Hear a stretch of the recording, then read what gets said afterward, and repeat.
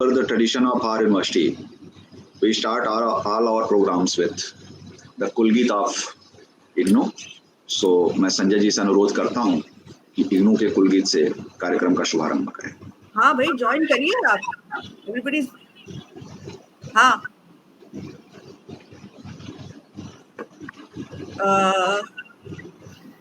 मैं अभी बात करती हूँ.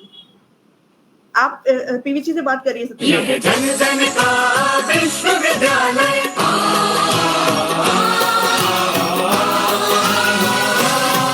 ये जन जन का विश्वविद्यालय, सरल सुगम शिक्षा का आलय. जन जन का विश्वविद्यालय, जन जन का विश्वविद्यालय. ज्योत जलाए ज्ञान की, स्वाध्याय की, अनुसंधान की राह दिखाए वंचितों को. शिक्षा के अधिकार की ना उम्र का कोई बंधन, ना बंदिश परिधि की. घर घर है बना शिक्षा का देवालय. यह जन जन का विश्वविद्यालय, जन जन का विश्वविद्यालय. जन जन का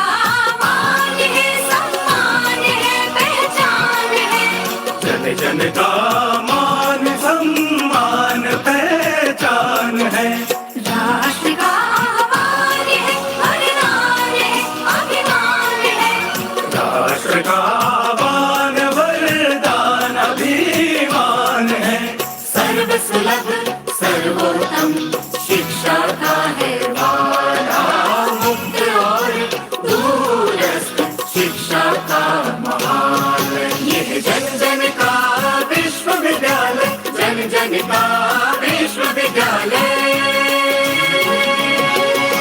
देश विदेश पटल पर भूषित, नवाचार से सज्जित, गुणवत्ता से परिपूरित. ज्ञान वाणी ज्ञान दर्शन, ज्ञान कोश से संचित, ज्ञान कोश से संचित. सर्वगुण संपन्न शिक्षा का हिमालय, शिक्षा का हिमालय. यह जन जन का विश्वविद्यालय, जन जन का विश्वविद्यालय.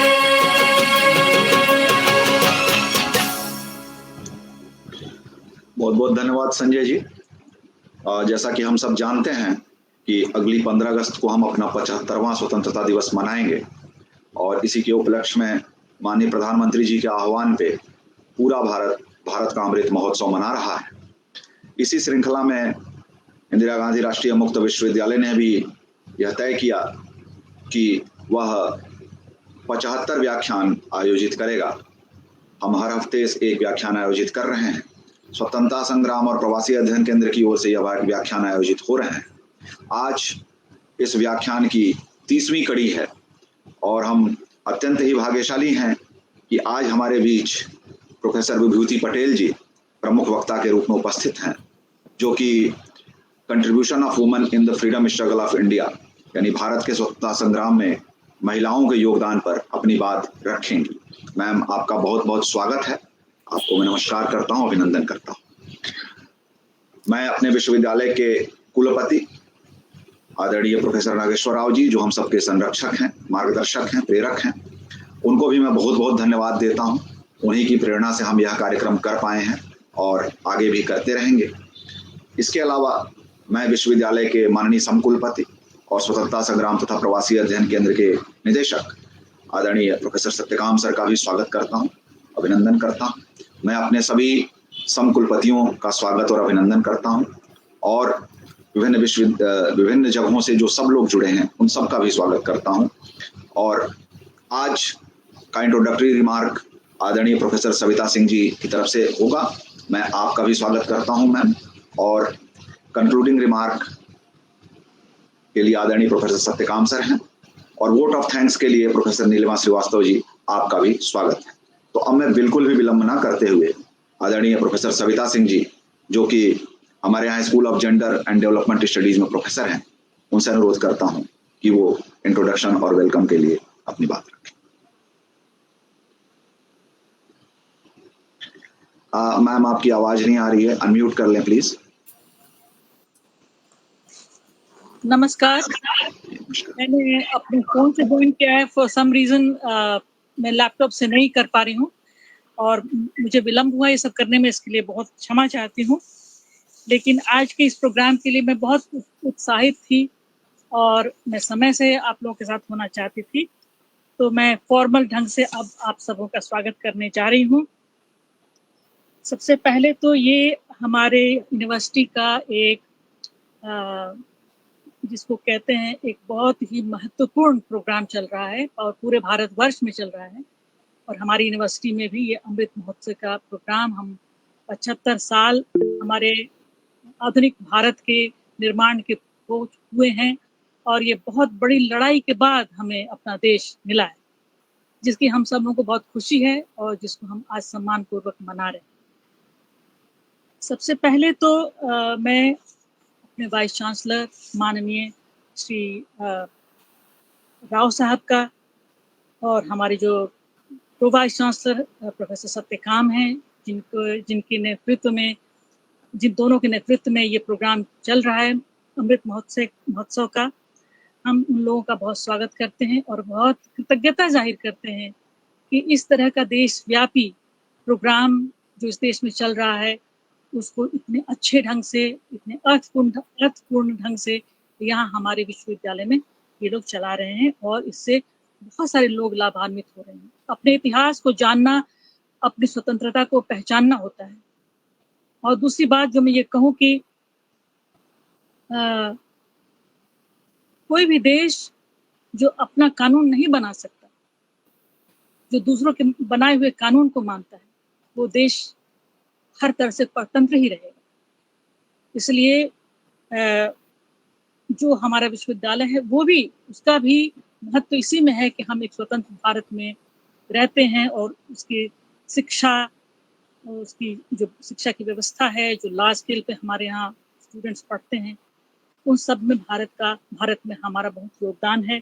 तो हमारे जो और प्रो वाइस चांसलर्स हैं, professor Sumitra Kukreti, professor Umakant ji Lal, professor Rajendra Prasad Das and मेरा ख्याल है कि अभी रिफ्लेक्ट हो रहा है प्रोफेसर महेंद्र पी लामा, जिन्होंने शायद अभी ज्वाइन किया है।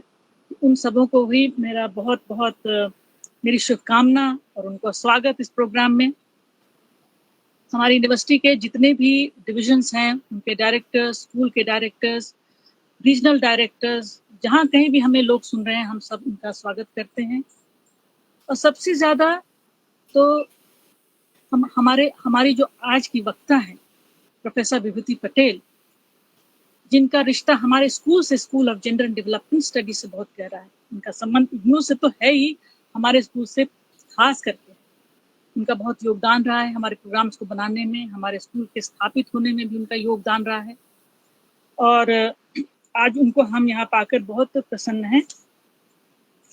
उनका परिचय बहुत बड़ा है, लंबा है, लेकिन मैं उसको संक्षिप्त ढंग से बताना चाहती हूँ।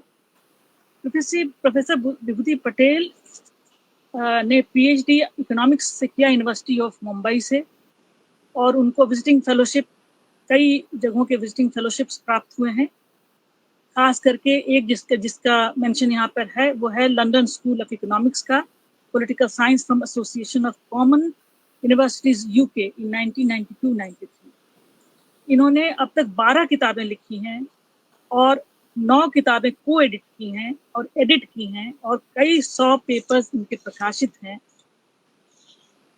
इन्होंने जो एक्टिविज्म का पार्ट है फेमिनिज्म को लेकर के, उसमें ये अग्रणी हैं। इतने सारे इन्होंने काम किए हैं कि उनका मेंशन हम अभी क्या कहें, लेकिन उनको जो कुछ अवार्ड्स मिले हैं उसके बारे में मैं आपको यहाँ बताऊं कि citation award from Mahila Sangh वंस association Mumbai, citation from Men Against Violence and Abuse Mumbai, citation 1 billion rising campaign was launched November जिसमें इन्होंने भागीदारी की है। Award for social sector work from mayor of Mumbai, इन्होंने म्यूनिसिपल लेवल पे बहुत काम किया। Outstanding citizens award bye women political forum of Maharashtra, स्त्री मुक्ति अवार्ड।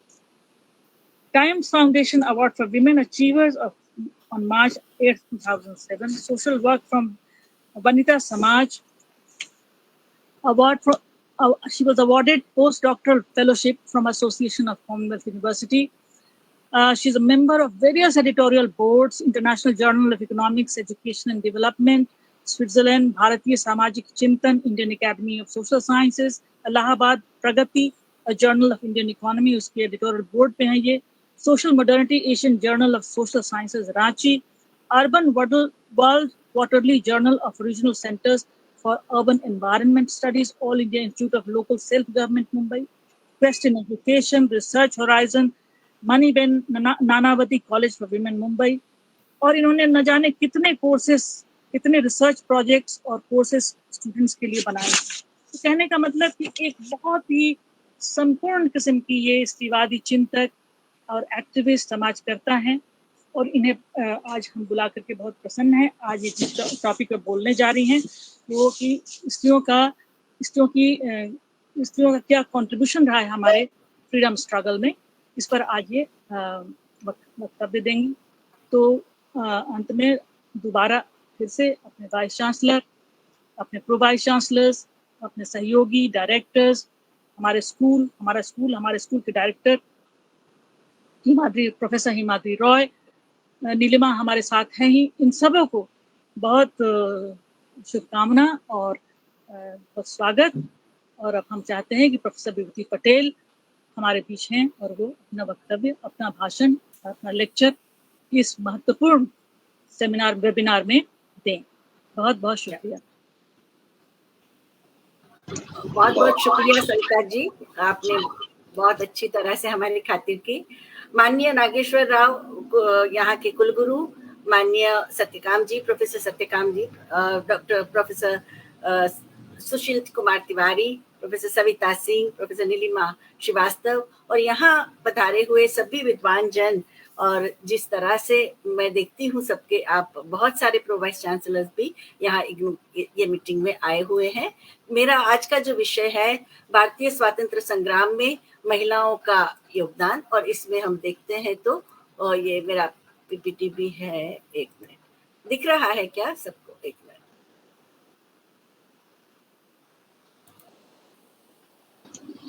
जी मैम, दिख रहा है. आप दिख रहा है ना? हाँ जी.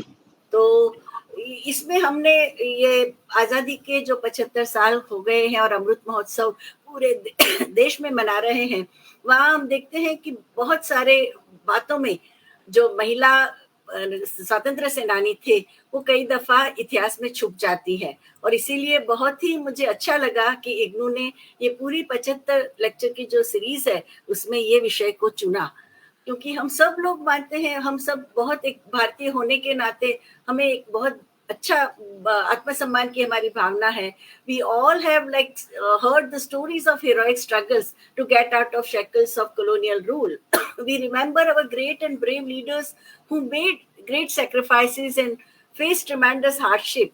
So from first war of independence, क्योंकि जिसको अंग्रेज लोग जिसे म्यूटिनी कहते थे, वो हमारे लिए भारत का सबसे पहला स्वतंत्रता संग्राम था 1857 का.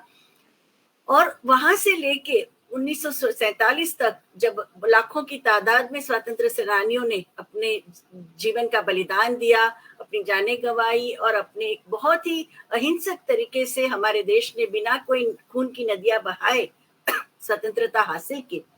Outstanding contribution of patriotic and courageous women in struggle for independence must be remembered and told and retold to citizens of India and whole world.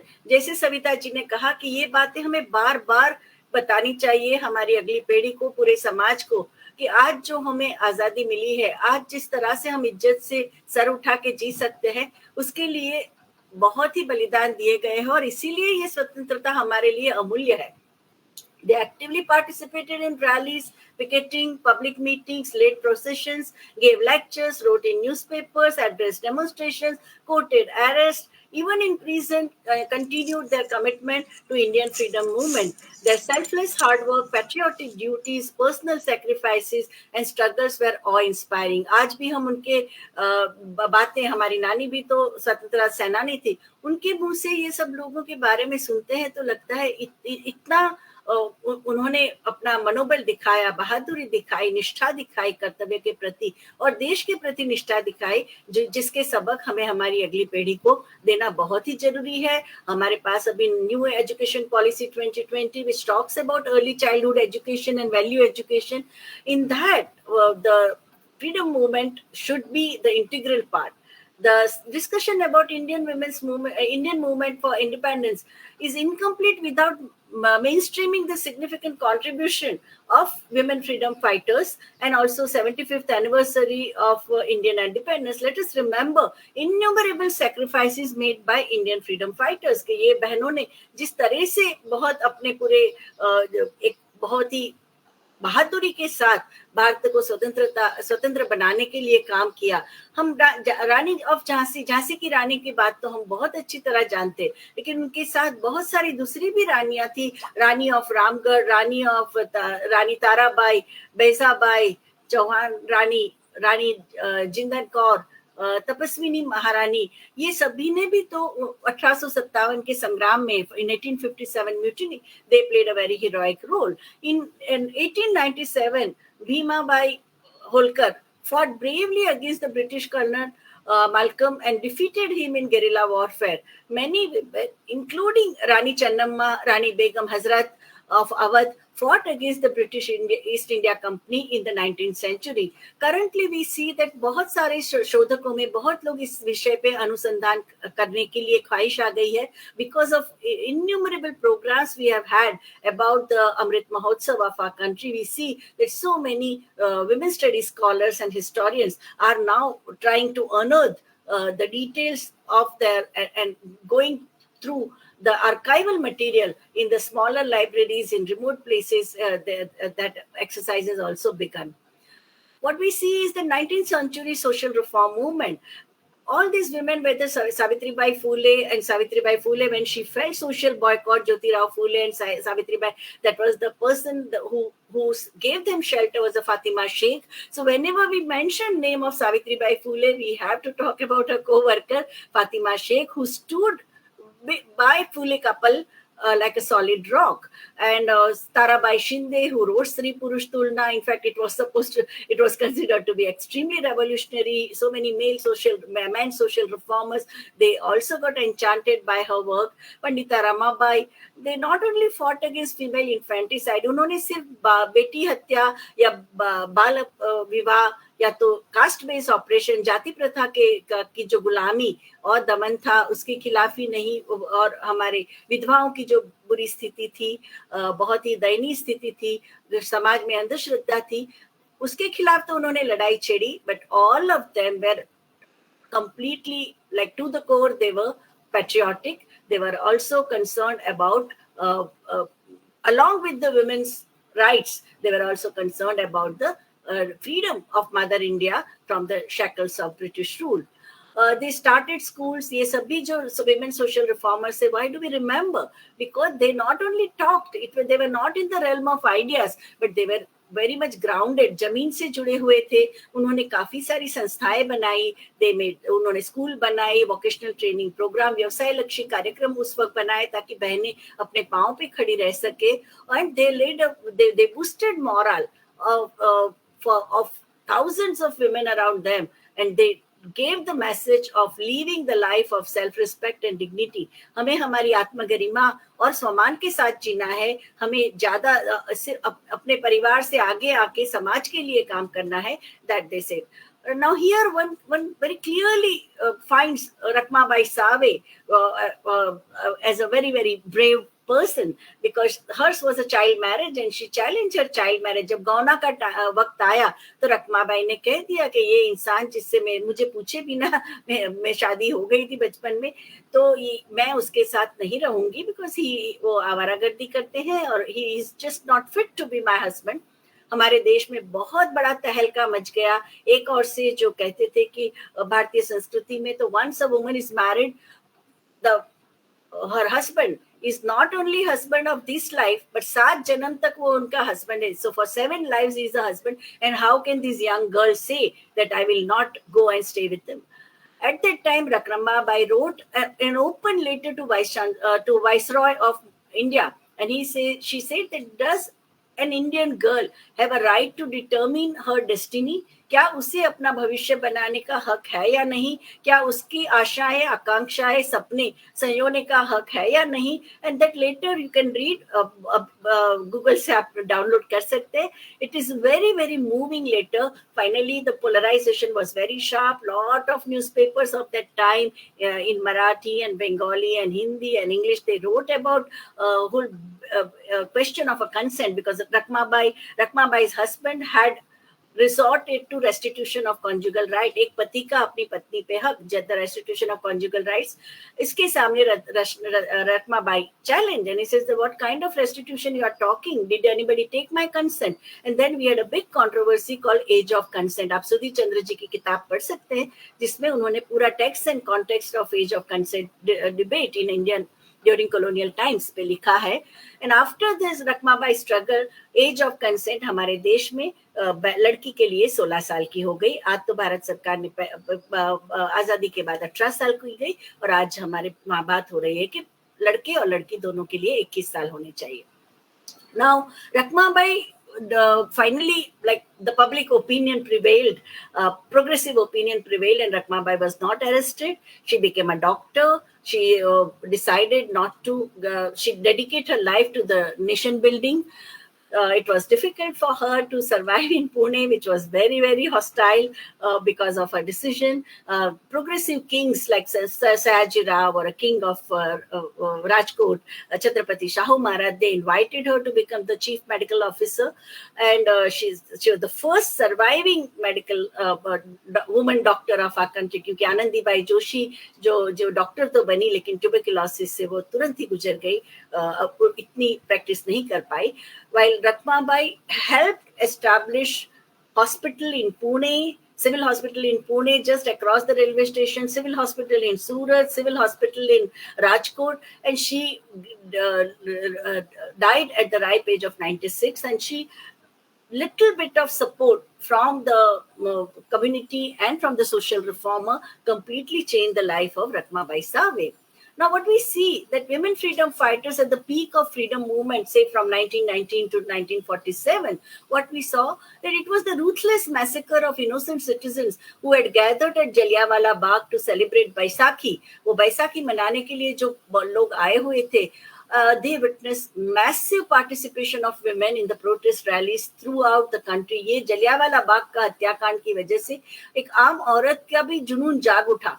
Women courted arrest in Asakar Andolan, non-cooperation movement in 1920, immediately after Jallianwala Bagh massacre, and they were picketing in public places against the British rule. In civil disobedience and Dandi Salt March, जब गांधी जी ने कहा कि बहनों को तो नहीं आना है दांडी मार्च में, because every time police ruthlessly beat up the satyagrahis, and औरतें जब सत्याग्रह में आती थी तो सबसे पहले वो उनका पल्लू खींचते थे, और हमारे समाज में एक औरत का पल्लू खींचना उसका सबसे बड़ा अपमान है और उसके समाज का भी अपमान है. So Gandhi ji suggested, why do you want to subject yourself to this kind of insulting behavior? तभी सरोजिनी नायडू, कमला देवी चट्टोपाध्याय ने गांधी जी से कहा, गांधी जी वो हमारा पल्लू खींचते हैं तो उनको शर्म आनी चाहिए, हम क्यों शर्म आएंगे? And they started walking ahead of Gandhi ji. That means if police beats us, police ने लाठी चार्ज किया, पुलिस ने मारा, तो पहली लाठी हमारे शरीर पे पड़ेगी गांधी जी, हम आपको बचाएंगे. And that was the spirit such these women had. These women were extremely gifted, intellectually gifted. They were excellent orator, they were excellent writer, they were creative, they were institution builder, and they could enter into polemics. And luckily for them, जो पुरुष राष्ट्र प्रेमी थे वो भी चर्चा में आते थे, वो कभी उनको चुप नहीं करते थे, बहुत ही बहस होती थी और निर्णय लिए जाते थे. So Sarojini Naidu and Kamala Devi Chattopadhyay were at the forefront at the Dandi March. Usha Mehta, she was a young girl who was a student at the time of Quit India movement 1942. She became a broadcaster of underground radio voice of India. हम उन्हें voice ये साल अभी आजादी के अमृत महोत्सव में उषा मेहता का पूरे जो अनुभव है, किस तरह से वो अंडरग्राउंड रेडियो चलाती थी फ्रीडम मूवमेंट को सपोर्ट करने के लिए, और उसके बाद उनको जेल में कितना टॉर्चर किया गया और रखा गया, वो पूरे जो बातें हैं, there is a book has been published, Mani Bhavan has published it. Usha Mehta was also leader of monkey brigade. Gandhi ji ने जो बंदर सेना बनाई थी बच्चों की, जो जिसका काम था एक कार्यकर्ता से दूसरे कार्यकर्ता के पास चिट्ठी ले जाना, संदेशा ले जाना, सुबह जल्दी उठ के प्रभात फेरी, देशभक्ति के, राष्ट्रभक्ति के गीत गाना, all these things these children used to do. So Monkey Brigade of Children also acted as a messenger of freedom movement. हमारे में से बहुत सारे नारी अभ्यास के भी जो पायोनियर्स हैं, जैसे कि डॉक्टर नीरा देसाई, वो भी तो मंकी ब्रिगेड में थे उषा मेहता जी के साथ। In 20th century, Indian women who joined the national movement, they belong to educated liberal families. वो उनके परिवार वाले वो उनका सपोर्ट करते थे, वो बहुत सुशिक्षित थी, and as well as those from the rural areas and from all walks of life। जो आदिवासी एरिया की, जिसको हम गुजरात में, दक्षिण गुजरात में जब बारडोली सत्याग्रह हुआ, अन्नखेड़ सत्याग्रह हुआ, बहुत सारी आदिवासी बहनें भी उसमें जुड़ी हुई थी। they were from all caste, religions and communities।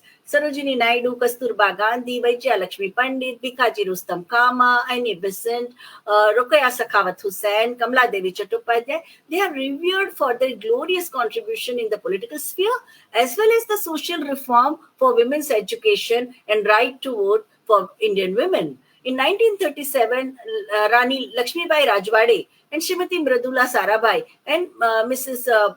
Purvish Dubash, they were also inducted into the planning committee। जब 1935 में पंडित जवाहरलाल, उस वक्त वो एक युवा कार्यकर्ता थे कांग्रेस के, when he gave a vision of independent India in the Karachi conference, women, all these women, they asked that what will be the role of women, what will be the status of women in independent India। So women in planned economy करके जो दस्तावेज तैयार किया, ये बहनों का उनमें बहुत बड़ा योगदान था कि स्वतंत्र भारत में औरतें, women's role in planned economy. आज भी आप उसे डाउनलोड कर सकते हैं, पूरी की पूरी जो किताब है वो PDF में आपको मिल सकती है।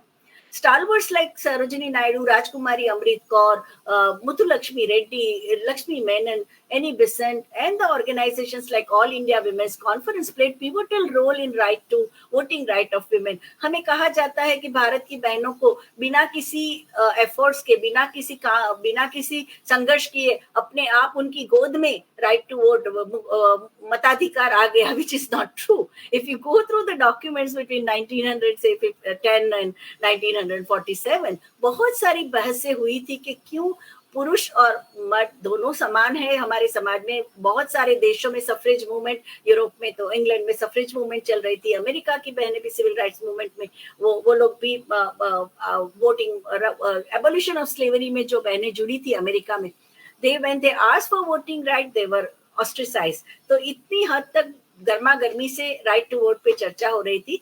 And that in India also there was a very strong volatile debate on right to vote।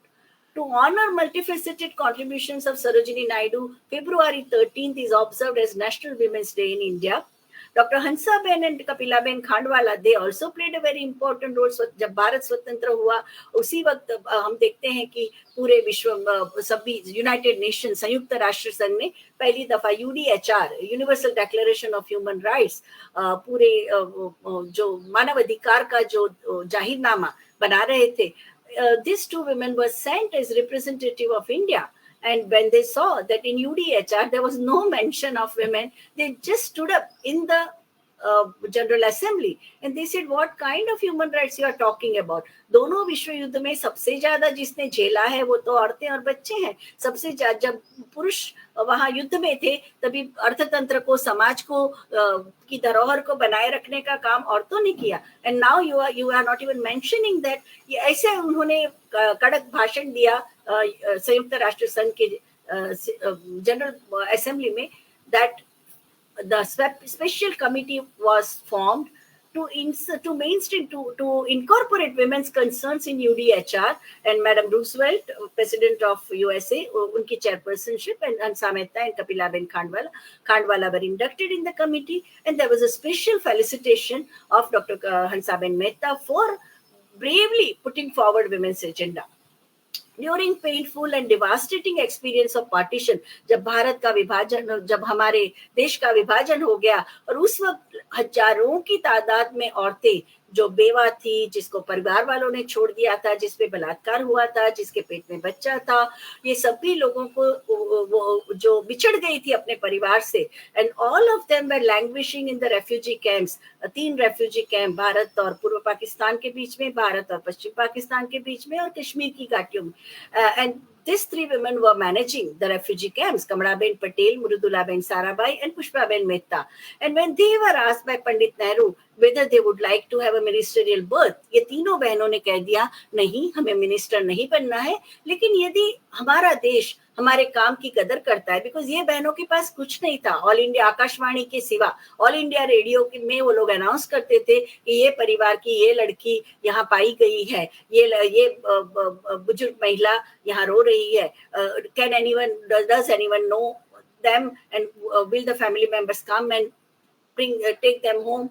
ऐसे करके वो लोग रेफ्यूजी कैंप में परिवारों को जोड़ने की कोशिश कर रहे थे, लेकिन उसके बावजूद हजारों की तादाद में बहनें जो अकेली रह गई, परिवार से बिछड़ गई, शायद किसी के परिवार में सभी लोग मर भी गए होंगे, कई बिछड़ गए होंगे, and they suggested, these 3 women suggested to the Prime Minister that if the families are not able to look after these women, it is the duty of the nation, हमारे राष्ट्र की जिम्मेदारी है ये बहनों को अपना जो जीवन फिर से बनाने के लिए, टू रिहेबिलिटेट द वुमेन. और खान मार्केट एरिया में बहुत सारे जो रेफ्यूजीज वहाँ थे, यहाँ बहनों को भी अलग अलग काम देके अपने पाँव पे खड़ा होने के लिए सरकार ने सेंट्रल सोशल वेलफेयर बोर्ड, जो आज हम जिसपे हमारे बच्चों की स्कॉलरशिप भी आती है पोस्ट मैट्रिक, तो central social welfare board was created in the first 5-year plan in 1953 with the budget of 4 crore rupees. उस जमाने में 1953 में 4 करोड़ रुपया काफी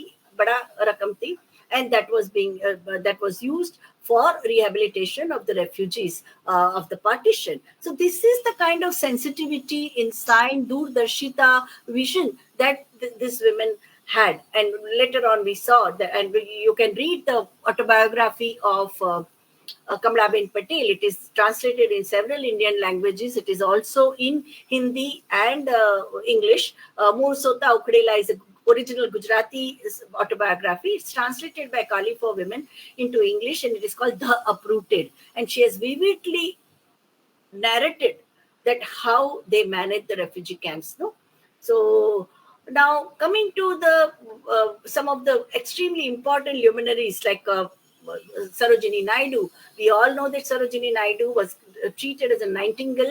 हमारे देश की बुलबुल का खिताब उन्हें दिया गया था. वो बहुत ही सबसे पहली जो महिला थी कि she became the president of Congress. She played a very pivotal role in the civil disobedience movement. Quit India movement में also सबसे ज्यादा अगुवाई उन्होंने की. उनकी कविताएं भी हमेशा स्वतंत्र भारत की ही परिकल्पना करती थी. And she also became a first woman governor of the independent India, स्वतंत्र भारत की, क्योंकि she was a governor of Uttar Pradesh, and she passed away in 1949. We can also see that women who took efforts to improve condition of women before independence में, जिसमें हमें ताराबाई शिंदे, सावित्रीबाई फूले, पंडिता रमाबाई, बेगम रोकेया सखावत की भी शादी बहुत ही छोटी उम्र में हो गई थी. उनके पति मजिस्ट्रेट थे, and then he felt very guilty कि ये इतनी चुलबुली लड़की के साथ मैंने शादी की, उसके वो पढ़ाई नहीं हो पाई. He organized the special tutor for Rokeya. And every time he, being a magistrate, he had to travel extensively. Each time he went out, he gave homework to Rokeya. उस वक्त के बहुत सारे सोशल जो राष्ट्र प्रेमी थे वो अपने घर के परिवार की बहनों को पढ़ाते थे और उनसे उनके शिक्षक बन जाते थे. मेरे नाना भी मेरी नानी की शादी हुई 10 साल की उम्र में, तब वो निरक्षर थी, लेकिन नाना ने शादी के बाद नानी को पढ़ाया. Similarly, it was a big, like a renaissance period for them. And when once he went out, and when he came back after his tour, Rokaya gave him an essay, and that essay was nothing but the first feminist utopia. उन्होंने जो नए समाज की परिकल्पना की थी, रोकया सुल्ताना's dream, आप पढ़ सकते हैं. Sultana's dream is available in several Indian languages as well as in Bangladesh. तो बहुत ही वो, क्योंकि वो ओरिजिनली वो अखंड भारत के बांग्लादेश अभी जिसे हम कहते हैं वहां की है. सो बेगम सुल्ताना's dream gave a dream of man women equality, harmony, use of it. She was so much ahead of her time. She had also visualized a society, visualized the community run by the solar energy, and man looking after the sharing and caring, man looking after household chores, women doing the outdoor work. All that is there in that short story. Iravati Karve, who was a who was the vice chancellor of SNDT also, her father-in-law, Maharishi Karve, he played a very important role in establishing first women's university in Asia, and all the stalwarts of freedom movement, Gandhi ji se leke Sardar Patel, Nehru, all of them had visited this university, which was established in 1916. And through university education also, this university provided so many women freedom fighters, both as students and and women who played a pivotal role in the freedom movement. Kasturba Gandhi, Sarojini Naidu, Kadambini Ganguly, Swarna Kumari Devi, Ramabai Ranade, Jhansi Ki Rani, Chandramukhi Bose, Usha Mehta, all of them, if we see certain common characteristics, we see in them that they are fighting against the antiquated customs, and they are also providing more and more opportunities for economic self-reliance of women. They fought for right to vote, skill training, promotion of cottage industry. In fact, Kamala Devi Chattopadhyay played an extremely important role in rejuvenating Khadi, KVIC in the independent India. She created the whole network of KVIC, Khadi and Village Industries Corporation, and so that it can become self-sufficient, and government also provided support. Promotion of Indian craft, Indian art, क्योंकि British शासन ने सबसे पहले जो काम किया था वो था कि हमारे आर्ट और क्राफ्ट को मार डालना. हम सब बच्चे थे तो हम कहानियां सुनते थे किस तरह से जो सिल्क वर्कर्स वीवर्स थे उनकी उंगलियां काट दी थी, जो अच्छे अच्छे शिल्पकार थे उनकी उंगलियां काट दी गई थी, क्योंकि ब्रिटिश गुड्स है उसको आगे बढ़ाने के लिए. So the important mission which these women freedom fighters they said that along with that we should also create the alternative. हमें ऐसे विकल्प खड़े करने चाहिए ताकि लोग गरिमा से और आत्मसम्मान से जी सके. They also fought against female infanticide. आप पूरे पत्र व्यवहार पढ़ेंगे राजकुमारी अमृत कौर और गांधी जी के बीच में ऐसा एक भी समस्या नहीं है कि जो आज के नारी मुक्ति आंदोलन ने ली हो और उस जमाने में उन्होंने उसकी चर्चा न की हो. घर का काम पुरुष और स्त्री को साथ में करना है, बेटी और बेटी के बीच में भेदभाव नहीं रखना है, बेटी का मार डालना बहुत ही बड़ा गुनाह है, बाल विवाह कभी भी नहीं होने चाहिए, विधवाओं की दुय्यम स्थिति नहीं होनी चाहिए, कोई भी प्रकार का संपत्ति से लेके नौकरी से लेके काम कहीं पे भी बहनों का ये नहीं होना चाहिए. घर काम का मूल्य, we should value the unpaid care work. We should fight against superstition and derogatory practices.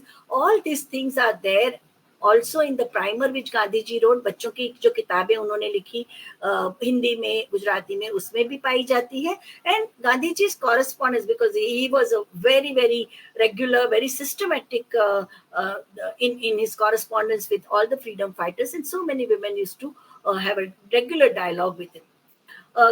Usha Ben Mehta जो बंबई के थे, आज भी आप देखोगे उन्होंने जो संस्था मणिभुवन जिसका डेवलप किया,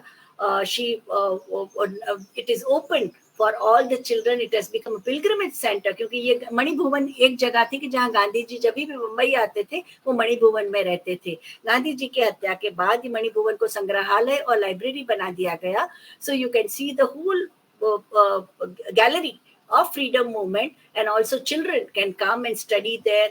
they discussed, they organized workshops, and Gandhiji referred to women as disciplined soldier of Indian freedom. And Usha Ben was a disciplined soldier of Indian freedom, and also Matangini Hazra, Aruna Asaf Ali, Suchita Kriplani, all of them collaborated with her. So if we see in this picture, these are the picture of those who have been nationally known. We have heard about them, but behind them there were hundreds and thousands of women who stood by them. Kasturba Gandhi ji की बात किया जाए तो ऐसा वो खुद तो निरक्षर थी, लेकिन वो अपने आप में बहुत ही एक मक्कम और जुझारू महिला थी. Anytime Gandhiji tried to boss over her, she would protest. She went on a satyagraha. And Gandhiji ने कस्तूरबा जी से सीखा. और जब वो गांधीजी इंग्लैंड भी गए, तभी भी उन्होंने देखा how सफ्रेजिस्ट, इतनी बर्फ गिर रही है, ठंडी में वो अपना प्लेकार्ड लेके राइट टू वोट के लिए रास्तों पे घंटों तक खड़े रहते हैं. So he learned the lessons of satyagraha first from Kasturba, his wife, who was 1 year older than him, and he also learned it from this thing. And though there was a lot of different, like Sarojini Naidu, she had Kamala Devi Chattopadhyay, Rajkumari Amrit Kaur, all of them had opportunity to study in Western universities. They came from a very, very highly learned families, but none of them treated each other unequally. So they were equally, they had a same level of camaraderie, उनका bonding, Kasturba जी का और ये सभी जो gifted women थी, वो सभी का बहुत ही अच्छा बॉन्डिंग और तालमेल हुआ करता था. रुकैया सखावत हुसैन का जो बात करें, वो 1880 से 1932 में आजादी से पहले ही वो गुजर गई. She was a legendary writer actress. वो लिखती भी थी और she was active for women's education. बहनों को पर्दे में रखा. उन्होंने बहुत सारी संस्थाएं बनाई. अंजुमन इस्लाम जो संस्था बनी, अंजुमन इस्लाम ने बहुत सारी शहरों में भारत के अलग अलग विभागों में they have established schools for girls. She played very important role in Aligarh Muslim University also, and she was the first feminist thinker, writer, educationist. She was a legendary figure, and she also supported the independence movement of our country, but she died quite early. When it comes to Rakhmabai Save, we all know that how Rakhmabai Save, she played a very important role in establishing the public health system in our country, and she passed away in 1955. And heroic contribution of women freedom fighters, for example, Bhima Bai Holkar or Rani Lakshmi Bai, Sarojini Naidu, all of them, I think now also we cherish. अभी हमें बहुत महत्व की बात है कि जैसे हम अमर चित्र कथा लिखी जाती है, ये बहनों के जीवन पे चित्र कथा लिखी जानी चाहिए, so that our children और our future generation they also emulate them. क्योंकि कोई भी समाज है, वो समाज को एक आइकन चाहिए. हर एक समाज, every society needs an icon, very gender icon कहो. आज हम कमला बसीन, सोनल शुक्ला, गेल ऑम्बेड को gender icon कहते हैं. So freedom, हमारे देश की स्वतंत्रता संग्राम के जो आइकन्स हैं, women leaders, we need to remember them, and we need to understand under what circumstances, under what kind of multifaceted challenges they rose with dignity and valor and braveness. So अब देखते हैं कि सबसे पहले 1887 में जो ये प्रकार का, आज आप देखोगे बहुत व्हाट्सएप पे बहुत ही जिसकी चर्चा हो रही है, वो देखिए वो हमेशा कोई भी भारतीय यदि अंग्रेज अफसर से या अंग्रेज के ऑफिस में जाता है, तो यदि उसको कुर्सी नशीन का उसके पास सर्टिफिकेट है तो ही उसको बैठने का हक था. तो हम देखते हैं कि किस तरीके की जिल्लत, बाहर वाले परदेसी आके हमारे ही देश में हमको बैठने नहीं देते थे. बात बात में हमारा humiliation, discrimination, subjugation, violation of dignity. पहले हमने आपकी सेंस ऑफ डिग्निटी तोड़ दे, फिर गुलाम रखना बहुत ही आसान हो जाता है. जैसे मैकॉली ने कहा था कि मैं ऐसी एजुकेशन सिस्टम बनाऊंगा, I will create such an education system where I will create the coconut. Coconut का मतलब वो बाहर से ब्राउन है, हम जैसे माने जाते, लेकिन अंदर से वो व्हाइट होंगे. मतलब कि वो ब्रिटिश शासन वो ही सबसे अच्छा है, अंग्रेज जो करते हैं वो ही तहजीब अच्छी है, वो मानने वाले भारतीयों को मैं खड़ा करूंगा, ऐसा उनका दावा था. तो ये फ्रीडम मूवमेंट ने वो मैकॉली जी का दावा को पूरा फेंक दिया, अपने पहनवेश में, अपने खाने पीने में, अपनी बोली में नई नई शालाएं बनाई, जो ब्रिटिश स्कूल्स थी जिसमें वहां के राजा को प्रार्थना करनी थी, उसके सामने उन्होंने जनगणमन और वंदे मातरम की प्रार्थना लाई, का राष्ट्रगीत लाए। तो 1887 से लेके हम देखते हैं कि 1919 तक, जब पहले तो अपमान, अत्याचार, सब्जुगेशन, वायलेशन हुआ, but the massacre of Jallianwala Bagh 1919 में जो बड़े पैमाने में हत्या की गई निर्दोष लोगों की, that enrich ordinary Indian women की, जो जिसने कभी भी अपने घर की चौखट नहीं लादी थी, वो बहनें भी आप देख सकते हो कि सड़कों पे हजारों की तादाद में आने लगी। हम देखते हैं कि असहकार आंदोलन जो उसके तुरंत 1920 में हो गया, सिविल डिसोबीडियंस दांडी मार्च 1930 में हो गया, और क्विट इंडिया मूवमेंट जब भारत छोड़ो आंदोलन हो गया, ये सभी में हम देखते हैं कि बहनों का बहुत बड़ा योगदान रहा। Women's role in plant economy के जो अध्यक्ष थे ये बहन, हम देखते हैं रानी, वो खुद भी तो रानी थी, रानी लक्ष्मीबाई राजवाड़े, उनके लिए जो लिखने में, ये पूरा दस्तावेज बनाने में जिन्होंने मदद की, श्रीमती मृदुला साराभाई, पूर्वीश सुभाष, और वो उसमें उन्होंने एक प्रश्न, बहुत बड़ा प्रश्न पूछा है कि should home makers be paid for housework, क्या जो लोग अपने घर को बनाने के लिए कुकिंग, क्लीनिंग, कैरिंग करते हैं, बड़े और बुजुर्गों की सेवा करते हैं, बच्चों की देखभाल, क्या should we do we value their work and should they be paid? ये प्रश्न उन्होंने लगा के छोड़ दिया है, मतलब कि हम we should value the homemakers. Repatriation of women and children in the refugee camp at the time of partition 1947, इसमें जो ये तीन बहनें, जो जिसका चित्र मैंने दिया है, पुष्पाबेन मेहता, कमलाबेन पटेल, मृदुलाबेन साराभाई, हंसाबेन मेहता और कपिलाबेन खांडवाला का भी मैंने UDHR का जिक्र किया। और ये ही सब बहनें थी कि जब भारत का संविधान बनना था, गांधी जी और हमारे जो भी बड़े बड़े नेता थे, Pandit Jawaharlal Nehru, they all decide who should be there in the constituent assembly. Constituent assembly में करीब 125 जितने विद्वान और विद्वान जन थे हमारे देश के, and in that 15 women who were also extremely intellectually independent. They had a critical faculty, they were extremely gifted, they were courageous, they had played important role in the freedom movement. उनको भी बाबा साहेब के साथ पूरे constitution बना, भारतीय संविधान बनाने में लिया गया। आपको दाक्षायणी वेलायुधन मालूम होगा कि उस जमाने में केरला में दलित women were not even allowed to cover their chest, और उसके सामने तो उन्होंने समाज, सोशल रिफॉर्म में भी वो लोग आगे थे कि Dalit people can not be treated, institution of untouchability, very deplorable and inhuman condition of Dalit. They were fighting against that. She studied, her brother was in the freedom movement. He groomed his younger sister to be a freedom fighter. She got educated and she became very, very one of the spokespersons of freedom movement, and she's the one who said that we should not make ourselves a laughing stock of our future generations by harping on separatism. हमें एक देश को तोड़ना नहीं है. Communalism, सांप्रदायिकता with the Harijan, Christian, Muslim और Sikh is opposed to nationalism. हमारे लिए राष्ट्र सबसे महत्व का है, हमें सांप्रदायिक गुटों में नहीं बंटना है. What we want is not all kind of safeguards. It is the moral safeguard. हमारे एक नैतिक ताकत हमारी चाहिए that gives real protection to the underdogs of this country. जो पद्दलित समाज है उनको सबसे महत्व का है कि मॉरल सेफगार्ड.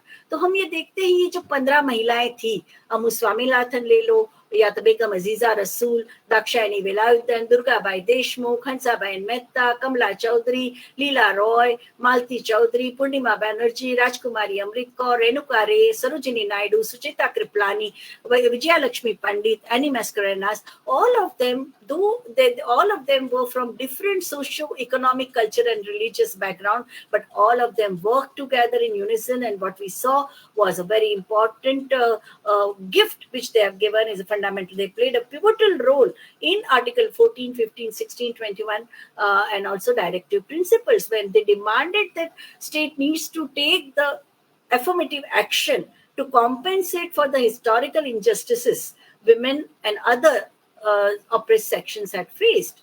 तो आज हम देखते हैं कि बहुत इंटरेस्ट ये बहनों में आ गया। ये 15 विमेन के बारे में बहुत सारे नारी अभ्यास केंद्र, women studies centre, scholars, historians, they are now trying to go through archival material, their diaries, their correspondence, their public speeches, because there are some audio cassettes also of the rallies and public meetings which they addressed. So now they are trying to reconstruct the history and bring back, visibilize the contribution of these women who are hidden from the history.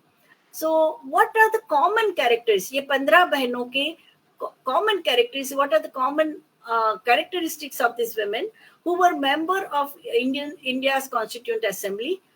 For India's independence, they use power of pen. वो बहुत अच्छा लिख सकती थी. Power of persuasion. They did my way or highway नहीं बोलती थी. They were ready to argue with the data, with the logic.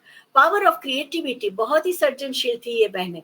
Power of legal एक्यूमेंट, देश के सभी कानून के बारे में उनको बहुत अच्छा ज्ञान था. Power of education, all of them were very well qualified and they were constantly, I am not saying only school education और फॉर्मल एजुकेशन, बट कहाँ भी जाएंगे हमें लोगों से सीखना है. हमारी आंखें और कान खुले रख के सबसे जो भी अच्छा चीज है वो हमें ले लेनी है. पावर ऑफ पब्लिक स्पीकिंग, वो लोग का स्टेज फियर नहीं था, सबके सामने बोलने का हौसला रखती थी. हजारों की तादाद में, उस जमाने में तो इतने मेगा माइक नहीं हुआ करते थे. आपको आपका लंग पावर, कितनी बड़ी आवाज में बोलना पड़ता था. पावर ऑफ नॉलेज, देवर बहुत ही, वो हमेशा अभ्यासु रहती थी. पावर ऑफ सेल्फ डिसिप्लिन, बहुत ही आत्मशिस्त, फिर वो रानी नवाब घराने से आई हुई हो, या तो महारानी हो, या तो कोई पब्लिक ऑफिसर की बेटी हो, या एक खेत मजदूर की बेटी हो, ये all of them were highly disciplined. They had a power of courage, जो चीज एक दफा ठान ली वो हमें खत्म करनी ही है. So that is the kind of courage of conviction they had. Thus they had both lung power, जोर से बोलना आता था, and tongue power, उनकी जबान पे भी बहुत ही एक प्रकार की जो शक्ति, वो जब बोलती थी तो लोगों को मिलती थी. और ये बहनों ने बहुत महत्व हमेशा अपने जीवन में, अपने पूरे फ्रीडम मूवमेंट के अंदर हमेशा equality, freedom of religion, educational right, cultural rights, ये सभी की बातें, against any kind of violence they talked about it.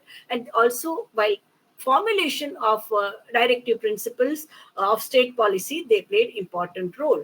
And that is why we got the legislative acts in India for empowerment of women, such as Article 14, which talks of equality, Article 15 prohibits discrimination on the ground of sex, Article 16 equality of opportunity of employment. And वही legacy को ध्यान में रख के 1994 में हमने हमारे देश में 73rd and 74th अमेंडमेंट्स लाया, जिसके जरिए 10 लाख बहनें लोकल सेल्फ गवर्नमेंट, स्थानिक स्वराज की संस्थाओं में, नगर में और गांव में आ गई. That is a Panchayati Raj act that we had 33% reservation. Currently 20 states in India and have 50% reservation of women.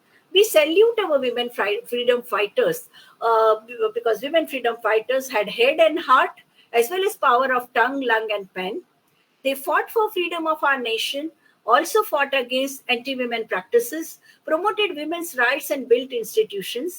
They were educated and had a ground level experiences in socio-cultural, economic, political and legal arena. हमारे जमीन से जुड़े थे, भारतीय संस्कृति, भारतीय इतिहास, भारतीय जो रीति रिवाज, उससे बहुत ही अच्छा ज्ञान रखती थी. दे वर इंटेलेक्चुअली एंडाउड, क्रिटिकली कॉन्शियस. वो कोई भी चीज किसी ने कहा है इसलिए करना, ये नहीं.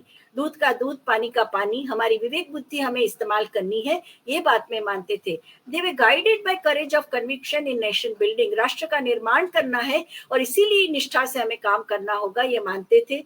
दे were responsive to varied life worlds of women. Bharat में बहुत ही विविधता है, लेकिन वो विविधता में भी हम एकता कैसे लाएंगे, इसकी उनको पड़ी थी, उनको बहुत ही सोचती थी.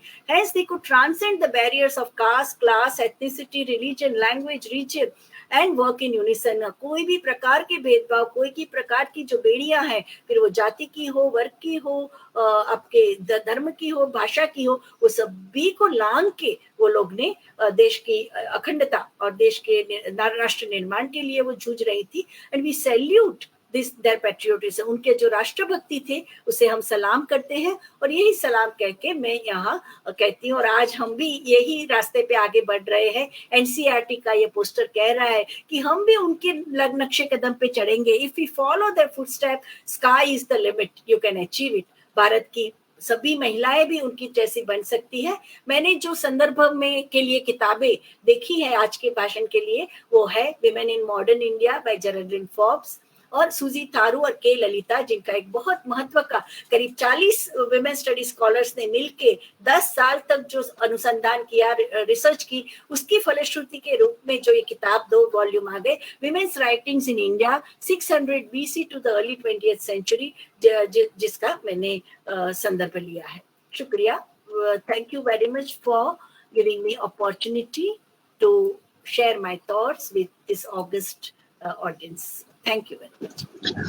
बहुत बहुत धन्यवाद आदरणीय प्रोफेसर विभूति पटेल जी इस ज्ञानवर्धक विचारोत्तेजक व्याख्यान के लिए। मुझे लगता है यह व्याख्यान हम सबके लिए तो ज्ञानवर्धक रहा ही, लेकिन शोधार्थियों के लिए और हमारे जो विद्यार्थी हैं उनके लिए अत्यंत ही महत्वपूर्ण होगा और आगे इससे जुड़ करके वो बहुत अच्छा अध्ययन कर पाएंगे, ऐसी उम्मीद है।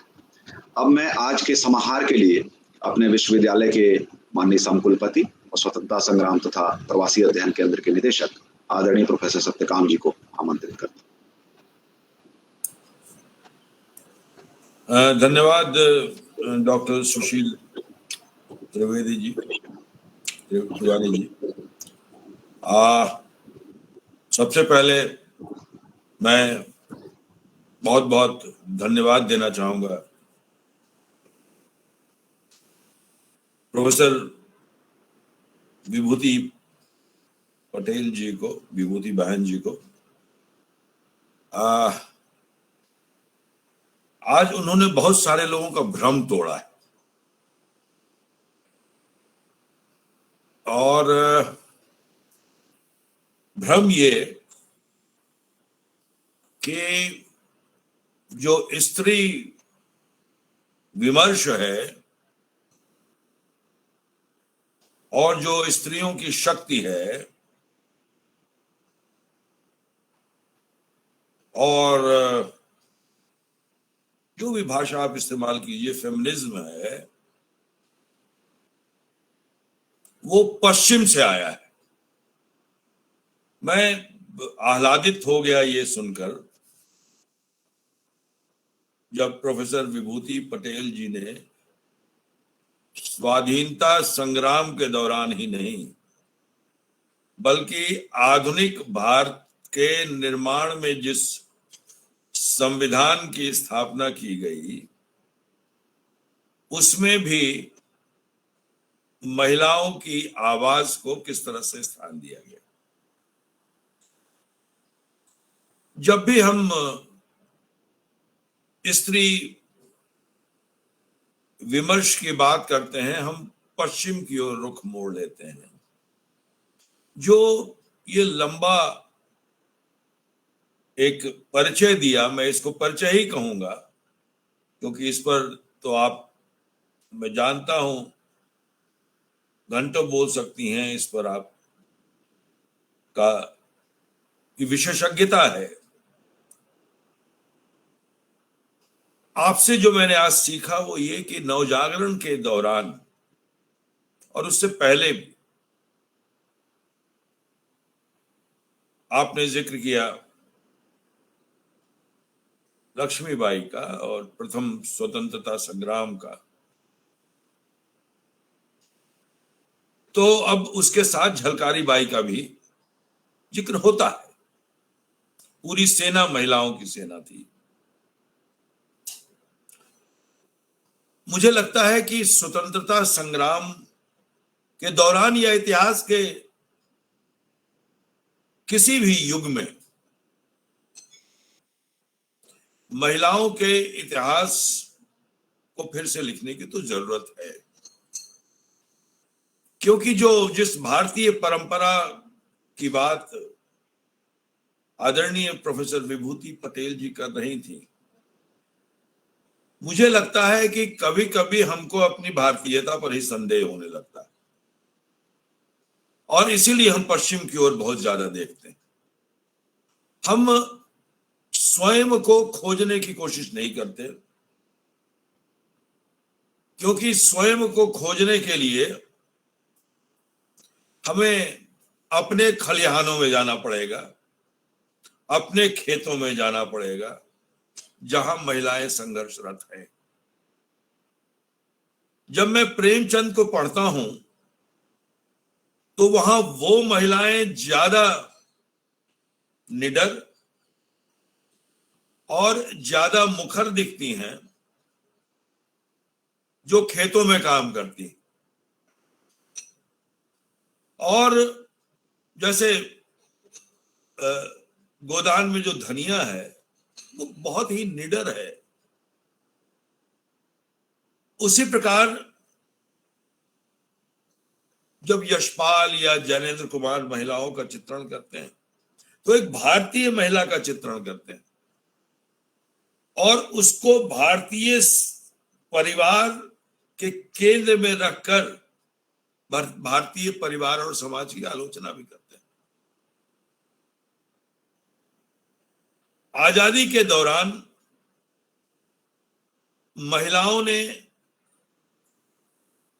सबसे ज्यादा पिकेटिंग में हिस्सा लिया, शराबबंदी के आंदोलन में हिस्सा लिया। ये सब प्रोफेसर विभूति पटेल ने बताया। मेरा ये कहना है कि जो हम लोग के अध्ययन अध्यापन का जो नजरिया है उसको पश्चिम से हटाकर भारतीय करना होगा। ये मैं सब लोगों से, अपने सभी अध्यापकों से और अपने सभी विद्यार्थियों से ये अनुरोध करता हूं कि जो रेफरेंस पॉइंट हम पश्चिम से लेकर आते हैं उससे हमारा पूरा देखने का अंदाज बदल जाता है।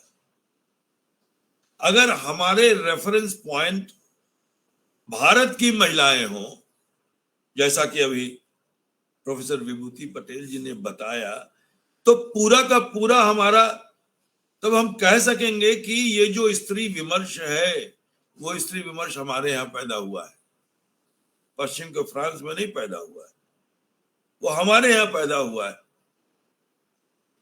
ये जो पढ़ने लिखने का जो एक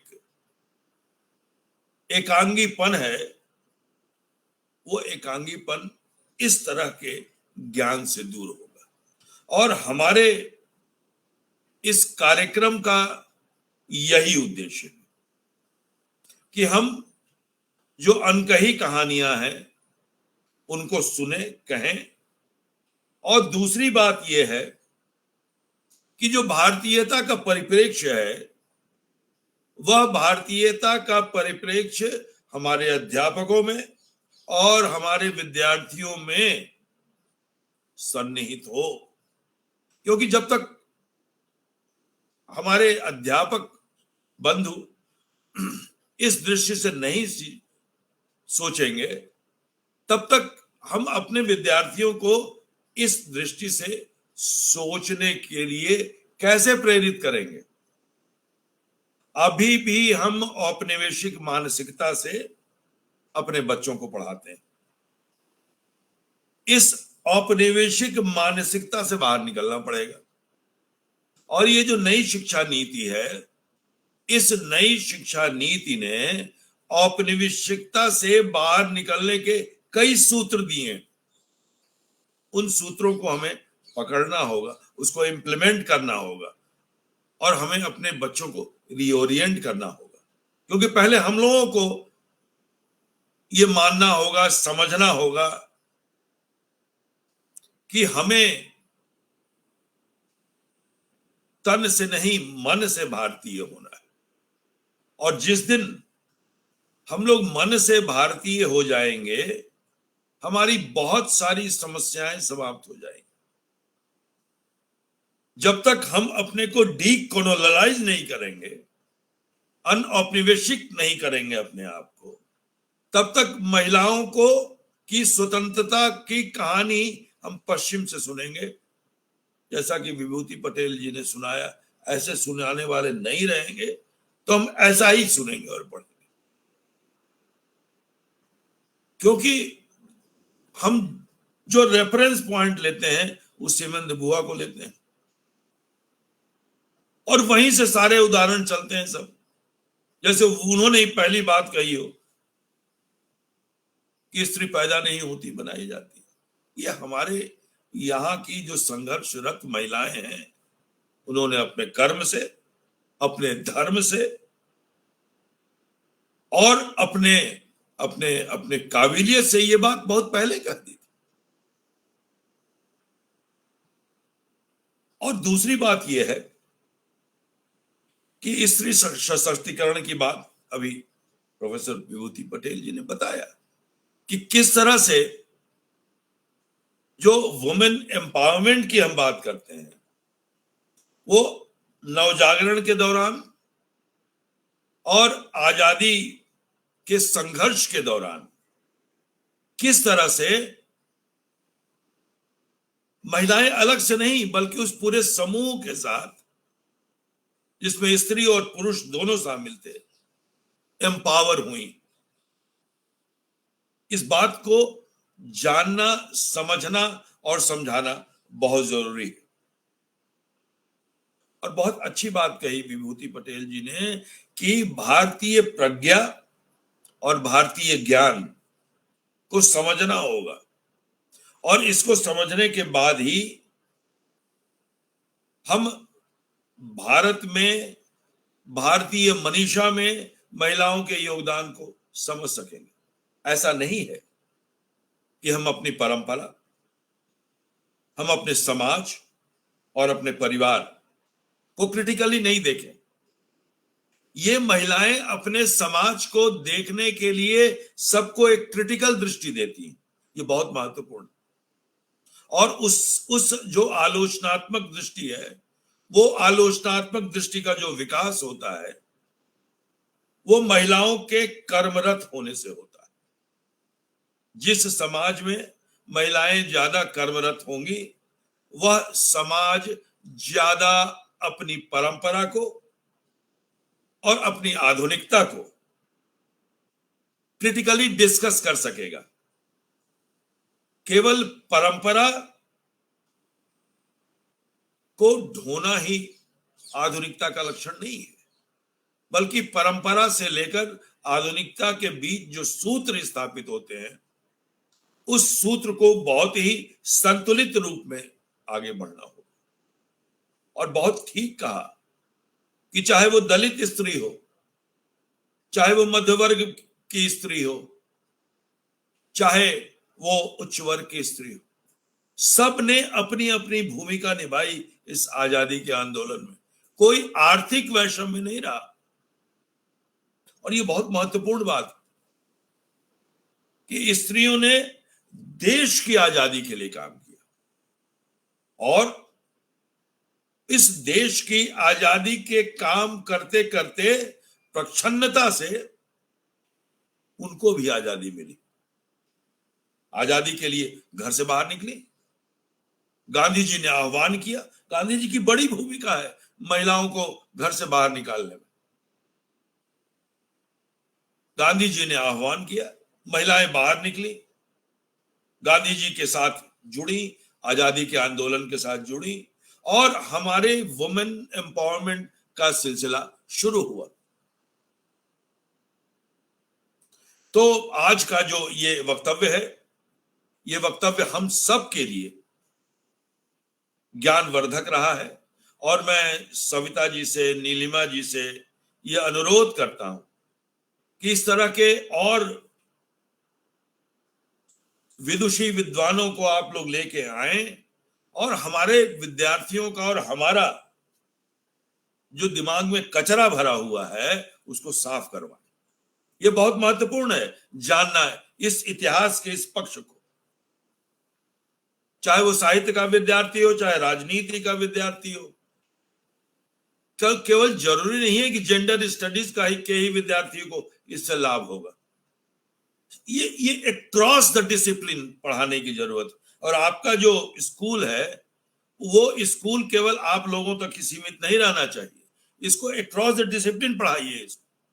मैं बार बार आप लोगों से ये अपील करता हूं कि आप सभी विषयों में, सभी डिसिप्लिन्स में अपने कोर्सेज को डालिए, तो तब हम अपने सभी विद्यार्थियों के पास पहुंच पाएंगे। एक नजरिया विकसित करेंगे। महिलाओं का सम्मान करना ही केवल बड़ी बात नहीं है, बल्कि महिलाओं की उपस्थिति और सक्रिय और सृजनात्मक उपस्थिति किसी भी समाज को स्वस्थ बनाती, स्वस्थ दृष्टि देती। तो ऐसा ही स्वस्थ दृष्टि और स्वस्थ हृदय वाला व्याख्यान हम लोगों ने आज सुना। मैं विभूति जी को बहुत नमस्कार करता हूं कि आपने हम लोगों का जो सोई हुई जो चक्षु है उसको खोला, आपने बंद चक्षुओं को, और हमारे विद्यार्थियों ने भी काफी इससे सीखा होगा। और ये रिकॉर्डिंग हो रही है और ये रिकॉर्ड दूसरी जगह भी, दूसरे चैनल्स पर भी इसको हम प्रसारित कर रहे हैं। मैं सुशील तिवारी जी से ये अनुरोध करूंगा कि इसको आप दूसरे चैनल्स पर भी इसको रिपीट करें, और ताकि ज्यादा से ज्यादा विद्यार्थी इसको देख सकें। और ये बहुत महत्वपूर्ण है, और आपको लिखा हुआ दस्तावेज तो मिल ही जाएगा, क्योंकि विभूति जी ने बिल्कुल तैयारी की है और इतनी तैयारी के साथ ये आई हैं, वही एक अच्छे शिक्षक का गुण भी है। तो ये जो तैयार मटेरियल है वो आप अनुरोध कीजिएगा विभूति जी से कि वो हमें उसका मेल से उसको भेज दें, ताकि जो हमारी योजना है कि इन सबको हम एक पुस्तक के रूप में प्रकाशित करें, तो उसमें यह लेख प्रमुखता से छापा जाएगा। ये मेरा ये मानना है। बहुत बहुत धन्यवाद, शुक्रिया। बहुत बहुत धन्यवाद आदरणीय प्रोफेसर सत्यकाम सर। आपने भी हमारे ज्ञान चक्षुओं को खोला और हमें यह याद दिलाया कि हमारी परंपरा ब्रह्मवदिनी की भी परंपरा है, इसमें मैत्रेयी और अपाला भी आती हैं, और उसी परंपरा से जुड़ करके हमारा पठन पाठन, हमारा पाठ्यक्रम निर्माण, हमारा शोध, अध्ययन, अध्यापन चलना चाहिए और अक्रॉस द डिसिप्लिन चलना चाहिए। आपका यह सुझाव मुझे लगता है विश्वविद्यालय के लिए एक बहुत बड़ा मार्गदर्शक है, और इस पे काम करके विश्वविद्यालय और अच्छे पाठ्यक्रम निर्मित करेगा और हम बहुत अच्छा काम करेंगे। बहुत बहुत धन्यवाद सर। और आदरणीय प्रोफेसर विभूति पटेल जी, मैं आपसे विनम्र अनुरोध करता हूं कि इसका एक लेख रूप हमें बना करके आप जरूर दें। मैं आपसे फिर संपर्क करूंगा, फोन के थ्रू भी, इंटरनेट और ईमेल के थ्रू भी आपसे संपर्क करूंगा, लेकिन अभी एक औपचारिक अनुरोध कर लेता हूं क्योंकि आप सामने हैं, कि इसका लिखित रूप आप हमें जरूर दें। थोड़ा समय ले लें, लेकिन लिखित रूप जरूर दें, ताकि जो आगे पुस्तक के निर्माण की योजना है उसमें हम इसको प्रकाशित कर सकें और विभिन्न डिजिटल माध्यमों पर भी हम इसका किसी न किसी रूप में उपयोग कर सकें। अब मैं आज के औपचारिक धन्यवाद ज्ञापन के लिए इग्नू के ही school of gender and development studies में प्रोफेसर आदरणीय प्रोफेसर नीलिमा श्रीवास्तव जी से अनुरोध करता हूँ। सभी को मेरा नमस्कार।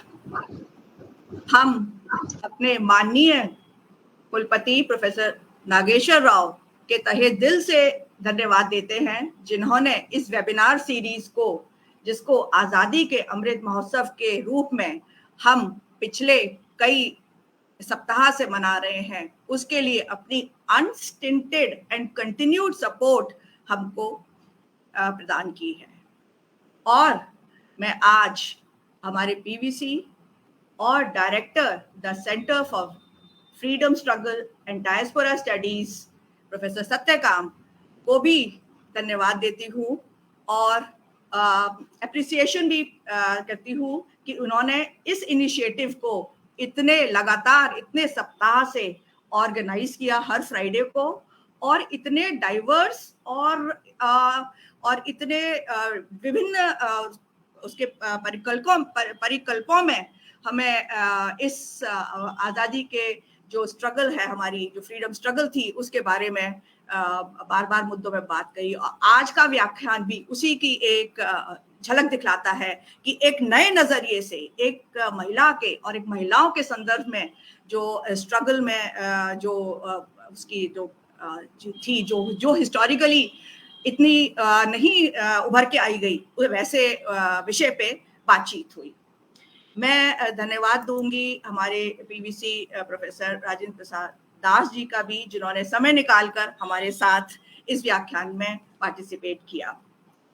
मैं अपने स्कूल की पीवीसी प्रोफेसर सुमित्रा कुकरेती जी और director school of gender and development studies professor Himadri Roy को भी धन्यवाद देती हूँ, जिन्होंने हमारे स्कूल की तरफ से इस इनिशिएटिव को फैसिलिटेट किया, आगे बढ़ाया और हर कदम पे इसके आगे बढ़ाने में हमारी मदद करी।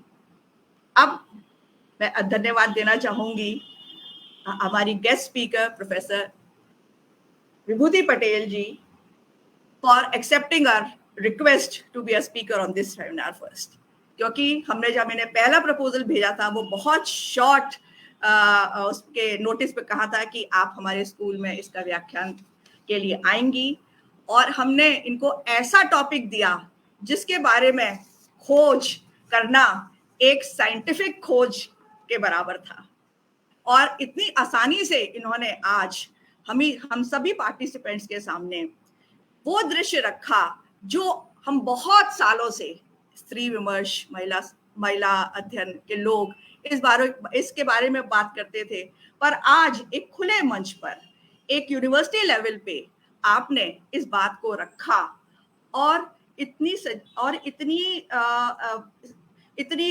सरलता से रखा कि मुझे लगता है कि जिसने कभी जेंडर के बारे में या इस विषय के बारे में कभी ज्यादा ध्यान न दिया होगा वो जरूर आकर्षित होगा इसके विषय में सोचने में और आगे करके।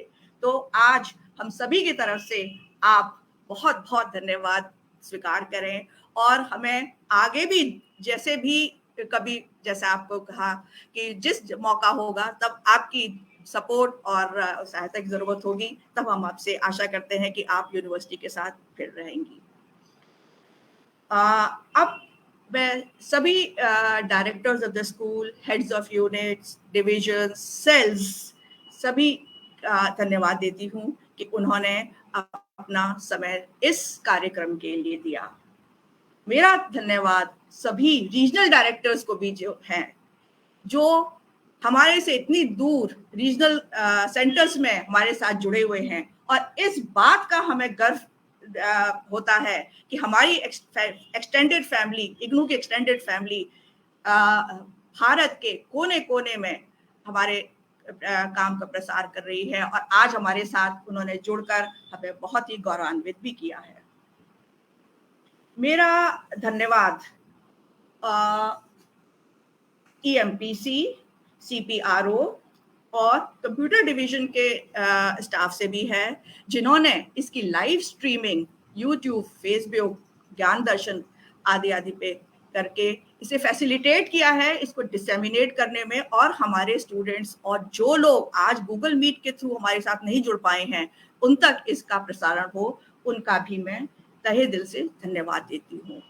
और अंत में बगैर अ वर्ड ऑफ एप्रिसिएशन उन लोगों के लिए जिन्होंने पर्दे के पीछे रह के, सीन के पीछे रह के काम किया है, जैसे SOGDS फैकल्टी और स्टाफ, PVC ऑफिस सर के स्टाफ, और जो freedom centre for freedom struggle और डायस्पोरा स्टडीज का स्टाफ जो है, जो पर्दे पे ना आके पीछे से सारी व्यवस्था करता है, जिसकी वजह से कि आज हम हर फ्राइडे को 4 बजे एक नए वक्ता को सुनते हैं, उनका भी मैं इस मंच से बहुत बहुत धन्यवाद करती हूँ, और ये आशा करती हूँ कि ये कड़ी ऐसे ही आगे बढ़ती रहेगी और हम सबको नए नए गेस्ट स्पीकर्स को इनवाइट करके नए नए विचारों को सुनने के लिए प्रेरित करेगी। मैं आपको और सभी लोगों को एक दफे फिर धन्यवाद देती हूँ और आशा करती हूँ कि हमारी यूनिवर्सिटी का भविष्य उज्जवल से उज्जवल ही होता रहे। Thank you so much. बहुत बहुत धन्यवाद मैम। प्रोफेसर सविता सिंह जी ने हैंड रेज किया है, शायद आप कुछ कहना चाह रही हैं। अब तो प्रोग्राम समापन पर है, लेकिन मैं छोटी सी बात कहना चाह रही थी कि हमारा जो स्कूल है, school of gender development studies, वहां पर वेस्टर्न मॉडल ही काम नहीं करता। हम एक ग्लोबल स्पेस में जरूर हैं, लेकिन हमारा स्कूल भारत की जो आधुनिकता है और भारत में जो आधुनिक विमर्श है और उसमें स्त्रियों की जो भागीदारी है उसके प्रति बहुत सचेत और बहुत ही जिसको कहते हैं स्कॉलरली ढंग से उस पर काम करता है। एक बात तो ये है, और मुझे बहुत खुशी है कि प्रोफेसर सत्यकाम इस बात को अप्रिशिएट करते हैं।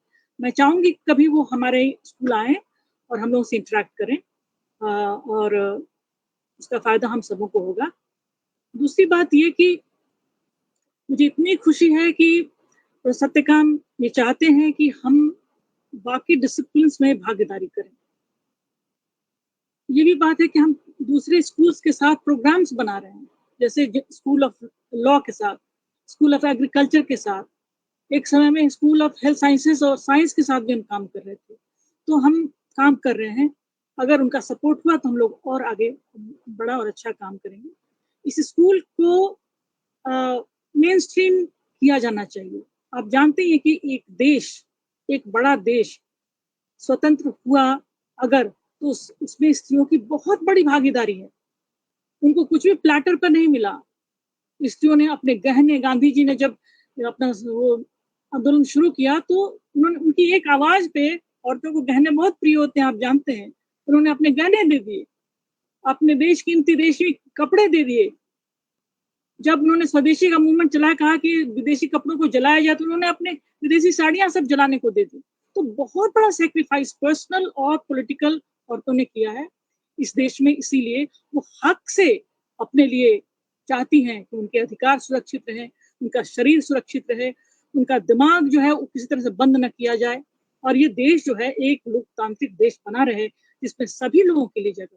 तो ये स्त्रीवाद जो है एक लोकतांत्रिक स्ट्रगल रहा है, और हमारा लोकतंत्र, हमारा देश स्त्रियों की भागीदारी के लिए अभी भी अपेक्षित जगह बनाए, उन्हें सम्मान दे, और आगे हम लोग सब साथ बढ़े। यहाँ पर हमारे देश में आप जानते हैं स्त्रियां घर कैसे चलाती हैं,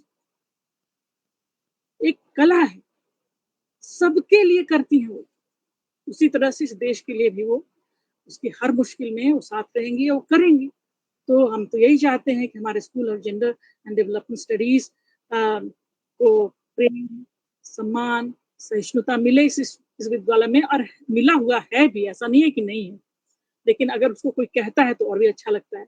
तो मुझे लगता है कि आज विभूति पटेल ने हम सबों का बड़ा मान बढ़ाया, और इसलिए हम वाकई फिर से उनका धन्यवाद करते हैं। प्रोफेसर नागेश्वर राव, प्रोफेसर सत्यकाम, और आपका डॉक्टर सुनील जी, सब लोगों का बहुत बहुत धन्यवाद। हमारे रीजनल डायरेक्टर्स, जो लोग भी हमें सुने और जिनको अच्छा लगा, जिन्होंने बहुत अच्छे अच्छे कमेंट्स लिखे, उन सबका मैं व्यक्तिगत रूप से धन्यवाद करती हूँ। बहुत बहुत शुक्रिया।